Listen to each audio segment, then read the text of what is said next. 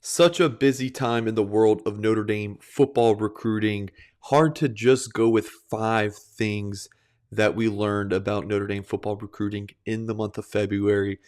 But I did my best, folks. So let's get right into it. Quarterback dominoes are starting to fall for the Fighting Irish in the 2022 class.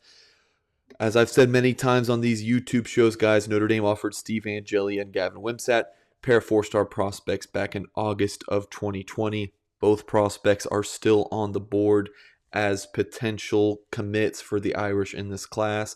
Ty Simpson, Notre Dame offered in January. Offered late, no way to get around that one. Irish staff had their reasons there. We're not going to get into that. But look, offer goes out. They tried with Ty Simpson. He commits to Alabama over Clemson. Hard to fault him for his choice there. So Ty Simpson off the board. Notre Dame offers Drew Allar from Medina, Ohio last Thursday. Big time player, moved from a mid 3-star to a high 3-star, and guys certainly see him continuing his rise in the recruiting world as a young man who has picked up a dozen offers just in the past couple of months, and believe that he will continue that rise. Under Armour All-American now, recently invited to that game. So certainly could see Steve Angeli as the quarterback in this class. I think he's kind of been the betting favorite for quite some time. Drew Allar is now a very intriguing option. He's been to Notre Dame's campus before. He was actually at Notre Dame February 1st, the last time the Irish had a junior day weekend. Really good connection with Tommy Rees and the staff already. They've been in contact for a couple months, even though the offer just went out last week. Gavin Wimsatt still on the board as well, but for me, seems more like Angeli or Allar. Maybe another offer goes out, but that's certainly, guys, going to be something interesting to keep an eye on. Quarterback dominoes falling, Ty Simpson off the board, Drew Allar on the board. Things even seem to be picking up between Notre Dame and Steve Angeli as well. Gavin Wimsatt, Notre Dame's continuing contact there, and certainly I could see him still as Notre Dame's quarterback in the class. So keep an eye on these 3 prospects moving forward, and who knows, maybe potential offers go out as well. Next up, guys, Notre Dame running back recruiting continuing at a high level. You have to be really excited about where running back recruiting is at. 2019 class. This was before Lance Taylor got to Notre Dame. But Kyron Williams, kind of one of these way too early Heisman betting favorites going into this upcoming season. Baller last season. Chris Tyree is a true freshman in that 2020 class is very good. The ceiling is so high for him. In 2020, Notre Dame went for Will Shipley. That didn't work out. Went for Donovan Edwards. That didn't work out. But the 1-2 punch that they landed in this 2021 recruiting class of Audric Estime and Logan Diggs, a very good pair of running backs that Notre Dame ended up with. And then you look at 2022, kicking off the cycle at running back with this young man pictured here, Jadarian Price from the Texoma area, just north of Dallas on the Oklahoma border. Really nice player, all-purpose back, really a guy that you can do anything with. He's a 3-down back. You can split him up, catches the ball well. You see the C on his jersey. He's a captain. He's a leader. This was a very solid get for Notre Dame. And honestly, guys, I mean, Notre Dame's going to take a second running back in this class, and the second guy might even be more of a big-time prospect. And Price had offers from Ohio State, Stanford, Oklahoma State, a bunch of others, but you're looking at maybe Nicholas Singleton, a 4-star running back who Notre Dame's been long involved with. Ohio State's in the mix. Penn State's in the mix. Alabama offered over the weekend. Nicholas Singleton, Dallin Hayden, who it seems to be a Tennessee, Notre Dame, Ohio State battle. Even Illinois is kind of entering the picture here as well.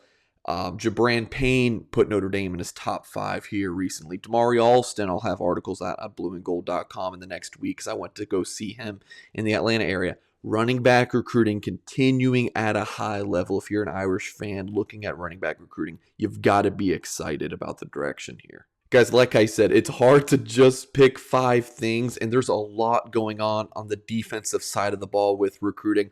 But I'm going with Notre Dame really trending with a couple of big-time DB targets. Jaden Gould on the left side of your screen, we'll have in the associated links right above me here, that he talked to us about his top group, and Notre Dame's in there. Nakai Martinez on the right side. Both of these guys big-time 4-star cornerback prospects. Martinez, I feel like, is Notre Dame lean. I put in a future cast pick for him to land at Notre Dame. Florida and Clemson are certainly in there. I feel like the Irish hold the lead. 2 corner prospects that really fit each other well. Gould here, number 21, is a big, lengthy corner, rangy, someone who could move to safety, but I don't think needs to because he is a cover guy. And then you match him with someone like Nakai Martinez, who's more in that 5'9", 5'10 range, who I think could play the field cornerback position, but man, do I really love him in the nickel. So we talk about all the time, Notre Dame doesn't land these 4-star cornerbacks consistently.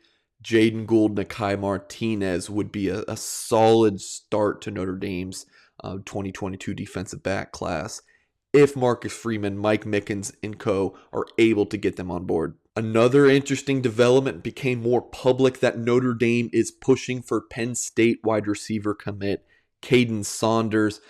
Fast guy. I mean, he's running the 4.3, 4.4 40-yard dash, 5'10", 170, smaller but a playmaker. I mean, it's hard not to watch his tape and get really excited. Committed to Penn State, but I still feel like that it's anyone's guess as to where he ends up. He's in communication with Notre Dame, but he's also talking to a bunch of other schools, Alabama, Florida State, Notre Dame. So it's not like he's gonna decommit and flip to Notre Dame tomorrow, folks.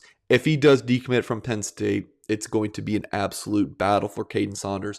But Tommy Rees, Del Alexander, Brian Kelly, the coaching staff is making a push for Kaden Saunders, so continue to keep an eye on the speedster from Ohio. Last thing here, folks, the NCAA is extending the dead period currently through May 31st. I believe this is like the 7th or 8th time the NCAA has pushed back the dead period due to COVID-19 concerns. It was originally implemented back in March of 2020 for like a month and a half, and then it was pushed back another couple months, and then another couple months, and then the NCAA, I think it was maybe August or September, just said, we're pushing this dead period back through the end of through the end of the year. And basically, if you're like, what the heck does this dead period mean? It's not that coaches can't talk to recruits, because obviously that's happening a ton. It's no face-to-face contact between college coach and a prospective student athlete. So the coach can't go on the road to see the recruit at the high school, see them work out, get a full evaluation, which is a big reason why quarterback recruiting has been so slow for Notre Dame, because they're still trying to do all their homework on these guys. But also, and I would say more importantly, these kids can't go on visits. So they're trying to make a decision, and the best thing that they can do is take a self-guided tour of a campus. Just drive up or fly to Notre Dame and walk around campus. They can't talk to the coaches, can't really get into the facilities and do all that good stuff that you would on a normal recruiting visit. So it's tough right now for these kids. They're really making blind decisions here a lot of times. So currently extended through May 31st. There was some hope that these kids might be able to take some visits this spring, but now we're going to be hopeful for this fall. But want to mention that, look, Notre Dame keeps getting commitments.